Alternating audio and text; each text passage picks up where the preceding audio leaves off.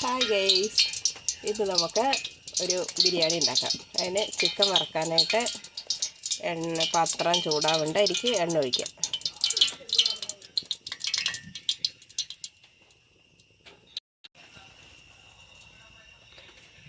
വറക്കേണ്ട ചിക്കനിലേക്ക് മഞ്ഞൾപ്പൊടി, ഉപ്പ്, മുളക് പൊടി ഇട്ടിട്ട് നമ്മൾ തിരുമ്മി വെച്ചിട്ടുണ്ട് കുറച്ച് നേരത്തേക്ക്, ഒരു അരമണിക്കൂർ. ഇത് നമുക്കത് വറുത്തെടുക്കാം. എണ്ണ ചൂടായി വന്നിട്ട് നമുക്ക് ചിക്കൻ എടുക്കാം. ഇനി വറുത്തെടുത്തിട്ട് നമുക്ക് കാണിച്ചു തരാം ബാക്കിയുള്ള പരിപാടികൾ.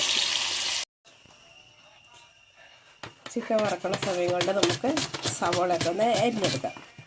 സവോള, പിന്നെ ഇഞ്ചി വെളുത്തുള്ളി പേസ്റ്റ് ഒക്കെ റെഡിയാക്കി വെച്ചിട്ട് കാണിച്ചു തരാം. എണ്ണയിലേക്ക് നമുക്ക് സവോള ഇട്ട് കൊടുക്കാം. സവോള നല്ലോണം വഴറ്റിയെടുക്കാം. ചിക്കൻ ഇവിടെ വറുത്ത് റെഡിയാക്കി വെച്ചിട്ടുണ്ട്. സവോള നല്ലോണം വഴറ്റിയെടുക്കാം. നമുക്ക്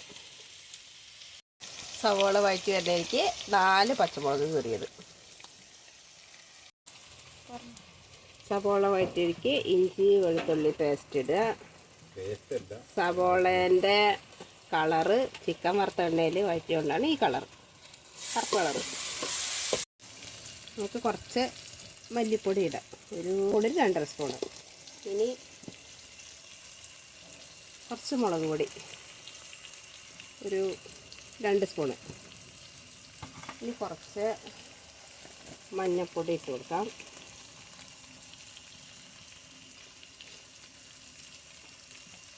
കുറച്ച് മഞ്ഞൾപ്പൊടി ഇട്ട് ഇനി നല്ലോണം ഇളക്കി ഒഴിപ്പിച്ചു കൊടുക്കാം. നമുക്ക് പൊടിയൊക്കെ നല്ലോണം വഴറ്റി വന്നിട്ടുണ്ട്. എനിക്ക് കുറച്ച് തക്കാളി ജ്യൂസ് വെച്ച് കൊടുക്കാം. സോസ് ഇല്ലാത്തതുകൊണ്ട് നമ്മളതൊന്ന് തക്കാളി ജ്യൂസാക്കി ഇനി അതൊന്ന് പച്ചമണം മാറണ വരെ ഇളക്കാം. നമുക്കിതിലേക്ക് വറുത്ത് വെച്ച ചിക്കൻ ഇട്ട് കൊടുക്കാം. ചിക്കൻ ഇട്ടിട്ട് നല്ലോണം യോജിപ്പിച്ച് കൊടുക്കട്ടെ. ചിക്കൻ ഇളക്കി യോജിപ്പിച്ചിട്ടുണ്ട്. അതിലേക്ക് കുറച്ച് ചിക്കൻ മസാല ഇട്ട് കൊടുക്കുക. എന്നിട്ട് ഒന്ന് ഇളക്കിയിട്ട് അടച്ച് വയ്ക്കാം ഒരു 5 മിനിറ്റ്.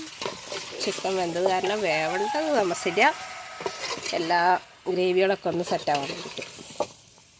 നമുക്കടുത്തത് ബിരിയാണി വയ്ക്കാൻ നോക്കാം. എനിക്ക് പാത്രം ചൂടായി അതിലേക്ക് നെയ്യ് ഒഴിക്കട്ടെ.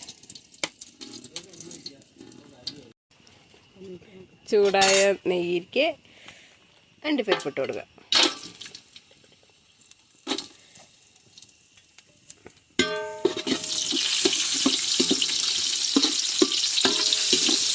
അടുത്തത് മുന്തിരി ഇട്ട് കൊടുക്കാം.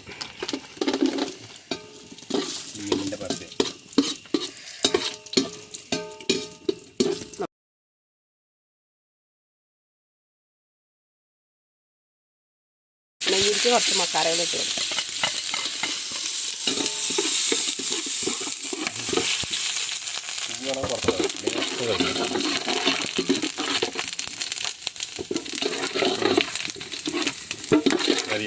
വെള്ളം ഒഴിച്ച് കൊടുക്കാം. അളന്ന് വെച്ച വെള്ളമാണ്, അതായിരിക്കും വെച്ച് കൊടുക്കാം.